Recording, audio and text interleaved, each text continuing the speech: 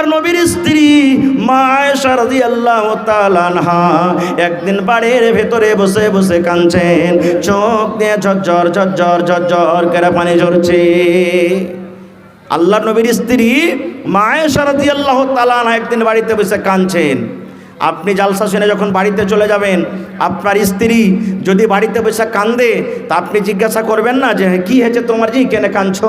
বলবেন না? বলবেন না? হানা বলেন, জিজ্ঞাসা করবেন না? করবেন না? করবেন। তা আল্লাহ রসুল সাল্লাল্লাহু আলাইহি সাল্লাম বাড়িতে যখন ঢুকলেন, দেখলেন তার স্ত্রী মা আয়েশা রাদিয়াল্লাহু তাআলা আনহা বাড়িতে কাঁদছেন, চোখ দিয়ে পানি ঝরছে।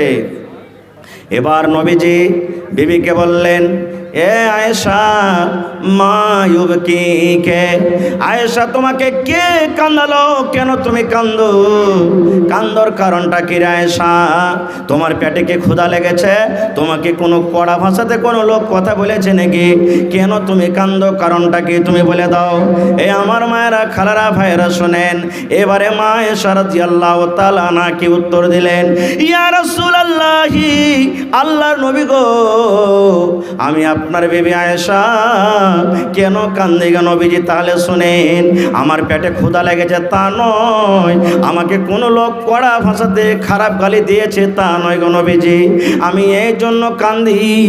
আপনি কিয়ামতের বয়ান আপনাদের সামনে বলেছেন। কিয়ামত কাকে বলে? কিয়ামত কি জিনিস? কিয়ামত কি ঘটবে? এই যে আপনি আমাদের সামনে ওয়াজ করেছেন, নসিহত করেছেন নবী গো, ওই কিয়ামতের দিনটা, ওই কিয়ামতের স্মরণটা আমার মাথাতে চলে এসেছে। কিয়ামতের দিনটা যে ঘটনাটা ঘটবে ওই ঘটনা আমার মনে চলে এসেছে, তাই আমি কাঁদছি নবী গো। কিয়ামতের দিন আল্লাহর সামনে কেমন করে দাঁড় হব? কিয়ামতের দিন আল্লাহর সামনে কেমন করে হিসাব দেব? কিয়ামতের দিন আল্লাহর সামনে জীবনের হিসাবটা কেমন করে দেব? ওই কিয়ামতের দিনটাকে স্মরণ করে আমি আয়েশা নিজের চোখের পানি থামতে পারলাম না, কাঁদতে শুরু করে দিলাম। এ আমার ভাইয়েরা, মায়েরা শুনেন। এবারে মা আয়েশা রাদিয়াল্লাহু তাআলা আনহা নবীকে প্রশ্ন করে দিলেন, ইয়া রাসূলুল্লাহ, আমি আপনার স্ত্রী, আমি আপনার বিবি, আমার চোখে পানি দেখে আপনাকে মায়া লেগে গেল, আমার চোখে পানি দেখে আপনাকে দয়া লেগে গেল, আমার চোখে পানি দেখে আপনি সহ্য করতে পারলেন না, আমাকে জিজ্ঞাসা করলেন, আয়েশা তুমি কেন কাঁদো? তবে নবী গো, ওই কিয়ামতের দিন আমি যদি আপনার বিবি আয়েশা যদি কোনো জায়গাতে, কিয়ামতের কোনো জায়গাতে যদি আমি পাস না করতে পারি, ফেল করে যাই, কিয়ামতের দিন যদি আমি কোনো মুসিবতে পড়ে যাই, নবী গো, সেই দিন আপনি আমাদেরকে উদ্ধার করতে পারবেন কি পারবেন না? ওই কিয়ামতের দিন আপনি আমাদেরকে স্মরণ করবেন কি করবেন না? এই আমার মায়েরা, খালারা, ভাইয়েরা শুনেন। এবারে নবী বলছেন, আয়েশা দুনিয়াতে যদি কিছু চাহার থাকে চেয়ে নাও, খাবার থাকলে খাও, খাবার চাও আমি নবী শক্তি মতো দিব, পড়ার যদি ইচ্ছা থাকলে চাও আমি নবী শক্তি মতো দিয়ে দেব। কিন্তু আয়েশা রে, কিয়ামতের দিন তিনটা স্থান এমন আছে, কিয়ামতের দিন তিনটা জায়গা এমন আছে, ওই জায়গাতে যদি তোমরা কোনো মুসিবতে পড়ে যাও, আমি নবী তোমাদেরকে উদ্ধার করতে পারবো না। নারে তাকবীর! ভাই আমার, হাদিসটা বলার উদ্দেশ্য হলো এই, সুবহানাল্লাহ, মা আয়েশা রাদিয়াল্লাহু তাআলা আনহা আল্লাহ নবীর একজন স্ত্রী, নেককার দিনদার স্ত্রী, সেই স্ত্রী কিয়ামত বলে স্মরণ করেছেন, কিয়ামতের ভয়ে চোখ দিয়ে পানি ঝরছে। আর হায়রে আফসোসের কথা, আমরা গুনার পর গুনাহ করে চলে যাই, কিন্তু জীবনে আমরা কোনো দিন কিয়ামত কি জিনিস, কিয়ামত বলে আমরা ভয় করি না, না কিয়ামতকে কোনোদিন স্মরণ করছি। আল্লাহুস সামাদ। ভাই, কিয়ামত একটা এমন দিন হবে, যারা পড়ালেখা মানুষ দেখবেন, কোরআন মাজিদে একটা সূরা আছে সূরাতুল হজ, সেই সূরাতুল হজ যারা উর্দু পারবেন তো উর্দু, বাংলা তো বাংলা, ইংলিশ তো ইংলিশ, আরবি তো আরবি, হিন্দি তো হিন্দি, যে কোনো ভাষাতে আপনি পাবেন দেখবেন সূরাতুল হজে গোড়া থেকে আপনি কয়েকটা আয়াত তেলাওয়াত করবেন, আর তার তরজমা দেখবেন। আল্লাহ তাবারাক ওয়া তাআলা ওই আয়াতটাতে, ওই সূরাটাতে আল্লাহ তাবারাক ওয়া তাআলা কিয়ামত সম্পর্কে কিছু কথা বলেছেন, যে কিয়ামতটা এমন দিন হবে, সুবহানাল্লাহ, কিয়ামতের অবস্থা দেখে, কিয়ামতের হালাত দেখে, কিয়ামতের কঠিন দিন দেখে মানুষেরা মনে হয় পাগল হয়ে যাবে, মানুষেরা নাশার মতো পতন হয়ে যাবে। যেমন দেখবেন দুনিয়াতে মানুষেরা যখন মদ পান করে, আর মদ পান করে যখন নাশা লেগে যায়, নাশা খেয়ে যেমন মানুষ টুকরে টুকরে হাঁটে, এই মতো কিয়ামতের দিন মানুষকে মনে হয় নাশা লেগেছে, টুকরে টুকরে হাঁটবে। কিন্তু আল্লাহ বলছেন, বান্দারে, ওই কিয়ামতের দিন মানুষ মদ পান করে থাকবে না, মানুষ নাশার হালাতে থাকবে না। আল্লাহ তাবারক ওয়া তাআলার আযাব, আল্লাহ তাবারক ওয়া তাআলার জালাল কিয়ামতের কঠিন দিন দেখে সেই নাশার হালাতে হয়ে যাবে। সুবহানাল্লাহ, এরকম কঠিন দিন হবে। কিন্তু ওরে সুবহানাল্লাহ, আজকে তো কিয়ামত কাকে বলে একটুকু আমাদের দিলে অন্তরে কথাটা আসেই না।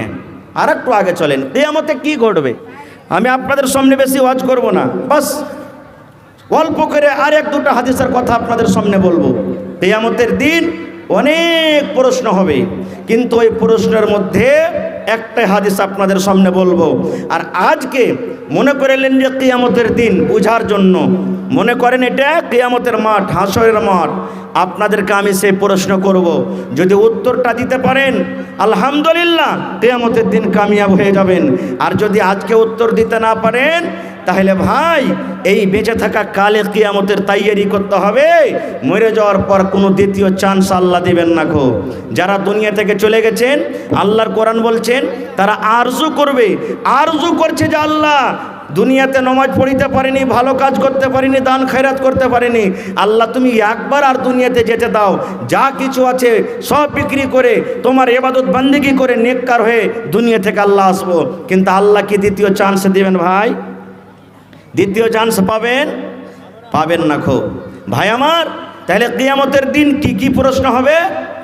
আল্লাহর নবী মুহাম্মদ সাল্লাল্লাহু আলাইহি সাল্লাম কত সুন্দরভাবে আমাদেরকে বলেছেন, মুসলমান শুনেন, দয়ার রাসূল বলেছেন, এটা হাদিসে কুদসি আল্লাহ বলেন, আল্লাহ তাবারক ওয়া তাআলার নবী বলেন, হে দুনিয়ার মানুষ তোমরা শুনে নাও, লা তাজুলু কদম ইবনে আদম হাত্তা ইউসআল আন খামস। ওরে সুবহানাল্লাহ, নবীজি 1400 বছর আগে এলান করে দিয়েছেন, আরে ইবনে আদম, আদমের বেটা বেটি তোমরা শুনে নাও, কিয়ামতের দিন আল্লাহ রাব্বুল আলামিন 5খানা মানুষকে প্রশ্ন করবে। আল্লাহ রাব্বুল আলামিন 5টা সওয়াল করবে। আল্লাহ রাসূল বলেছেন, উম্মত ইবনে আদমের এক পা আগে বাড়বে না, ইবনে আদমের এক পা পিছে উঠবে না, আদম সন্তানের এক পা ডান দিকে উঠবে না, আদম সন্তানের এক পা বাম দিকে উঠবে না। মানুষ ইচ্ছা করে তো আগে কিংবা পিছনে কিংবা ডান দিকে বাম দিকে উঠতে পারবে না। কতক্ষণ পারবে না? হাত্তা ইউসআল আন খামস, যতক্ষণ পর্যন্ত মানুষ 5খানা সওয়ালের জবাব আল্লাহকে দিতে না পারবে। আল্লাহ রাব্বুল আলামিন 1 নম্বর 2 নম্বর 3 নম্বর 4 নম্বর 5 নম্বর করে মানুষকে প্রশ্ন করবেন।